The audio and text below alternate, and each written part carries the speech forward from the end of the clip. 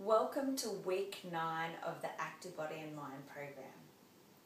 This week we're going to be getting a feel for how it is that we can cultivate energy for change. Because as I'm sure you've realised by now, change does at times come with its challenges. So we're going to be chatting about what are some of the symptoms to look out for when it comes to overtraining, as well as how it is that we can see that by putting in place a couple of simple steps can really assist to ensure that you have the energy left in your tank, not only to do the workouts that you want to be doing, also be doing the other things that you want to be doing in your life to ensure that you're getting the enjoyment that you've been looking for. Paul Chek, a mentor of mine and a world-renowned holistic health expert, has said that if you can't improve on your efforts in the previous week in the gym by 1 to 3%, you shouldn't be there. He also points out some of the signs and symptoms to look out for when it comes to overtraining. And many of these are symptoms which I've heard in a number of my clients. A number of my clients who perhaps in the past had not wanted to go out and exercise have found that once they discovered what it is that exercise could give them, they just kept wanting more and more. So what are some of those symptoms to look out for? Well, the first one is fatigue. So if you are feeling a little run down right now, then perhaps it's a good time to have a look at your current training schedule to ensure that you have built into that an adequate amount of rest and recovery time, as well as your workouts, your fire and your ice. The second is muscle, joints and aches. Now, of course, after an intense workout, there is a level of discomfort that you may feel from time to time. The key here is to differentiate between what is discomfort to that which could be pain or, as it's pointed out by Paul Chek, aches in your muscles or your joints. So tuning into these signs and seeing what it is that you're feeling in your body and whether or not this is the feedback that you want right now. The third to keep an eye out for is niggling illnesses. So those illnesses that just don't seem to want to go away or perhaps keep reoccurring. Again, this is your body's way of trying to tell you something. And the fourth, injuries. So we all know that injuries can be one of the biggest challenges when it comes to achieving our health and fitness goals. And for a number of my clients, when an injury has occurred, it has at times set them back. Yet what I'm going to be challenging you to look at through today's discussion is how it is that you can see opportunity as that feedback, and to in fact notice that an injury, as with any of these symptoms, are often just an opportunity for growth and development. To see how it is that you can do something different once you get the feedback and you listen to the signs and symptoms that you're receiving from your body. And the fifth, depression. So often exercise is looked at as in fact a treatment for depression, a way in which of overcoming some of those emotions which you may not want to be experiencing. And when it comes to overtraining, it can have the opposite effect. So clearly here what we are looking for is a level of balance. Okay, so what are some of the ways in which we can cultivate energy for change? Well, again, Paul Chek has come up with 3 fairly simple steps. And before these steps, he's identified a couple of strategies to look at in terms of ways in which you can approach the goals you want to achieve, the changes you want to achieve in your life in a way that is perhaps going to be more likely to achieve your outcomes and is going to be sustainable, not just for now, but for your foreseeable future. So those strategies, firstly, are to make peace with where you're at right now. Now, another way I like to look at this is to move forward coming from a place of gratitude for where you're at right now. Because when you have gratitude, then you're always looking at how it is that the things and the people that are in your life right now are assisting you to achieve what it is you want. So even if what you have in your life right now isn't what you want, you can always still see it as a stepping stone towards the goal that you do want to achieve. So coming from that place of gratitude for where you're at right now. And the second key strategy that Paul Chek identifies is to identify what is that key step you could take right now that would alleviate the majority of the negative stress you're experiencing in your life right now. Perhaps this may be a good moment just to have a bit of a think about what that might be for you. And if you haven't asked yourself that question before, just notice what comes up. What's the first thing that comes into your head? And see what action you could commit to this week to alleviate that stress in your life.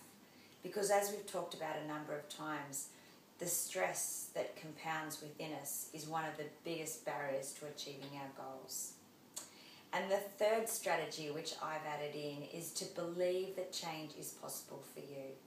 Now, we've had a number of discussions leading up to this in terms of beliefs. So perhaps this is a point just to check in and see whether there's anything else that may be holding you back from making the change and achieving the goals that you want in your life. And if there is, perhaps this might be a good time to have a look at those beliefs to see how it is that they're serving and supporting you to achieve your goals. And if they're not, to challenge yourself to come up with something that perhaps is going to empower you even more to achieve your goals. So now let's lead into the key steps for this week, what it is you can do from now to ensure that you are cultivating energy for the change that you're going through, not just now, for your foreseeable future. So let's have a look. So step number 1 is to eat real food. Now, one of the things that Paul Chek and others certainly talk about when it comes to energy levels is how it is that different chemicals such as caffeine can really play havoc when it comes to our internal energy maintenance. So when we are introducing chemicals such as caffeine to our body, and when we're doing things that we've always done, such as habits, we're creating a well-worn neurological path. Now, what this means is that when we want to change this neurological path, it requires often a lot of effort and energy to create changes because the path has been well-worn. It's what our body is used to. So to break that neurological chain, to break that neurological path, does take energy. And if you're going to do it in a way which is perhaps what is most commonly taken when it comes to willpower, when it comes to breaking habits of slow, sustained action, then you'll notice that you really need to ensure that that energy is being maintained for quite a long period of time to break the habit. Now, of course, I can also assist you to create change more easily and effortlessly in an instant through assisting you with NLP interventions, ways in which we can break the old habits, create new ones, create new neural pathways in an instant. So if you're interested in exploring that, then also please check in with me and let's see what we can arrange in terms of a discussion to see how I can assist you to break some of those old habits that may be holding you back right now. So when it comes to the first step, eating real food, it's really key to remember that each of your cells within your body is a living organism and it has requirements. Each cell has requirements for real food. When it does come to chemical dependencies such as caffeine and choosing foods such as those that are going to be boosting our energy, such as sugar, we're often giving ourselves an unnatural high. And to maintain that high, you might notice that you often have to keep repeating the cycle over and over again to keep your energy levels where you want them to be. How would it be instead if you could find that just by eating some different types of foods, foods that are ensuring that you're giving your body what it needs, that you no longer have to be on that cycle of caffeine and sugar to keep your energy levels up? So instead, perhaps you could explore what it would mean for you to be eating more real food, and specifically, wherever possible, eating foods that are organic and as free as preservatives as possible. And just notice the changes that you feel within yourself in terms of your energy levels and your overall sense of health and well-being. Then we're going to have a look at the second step, to get outside.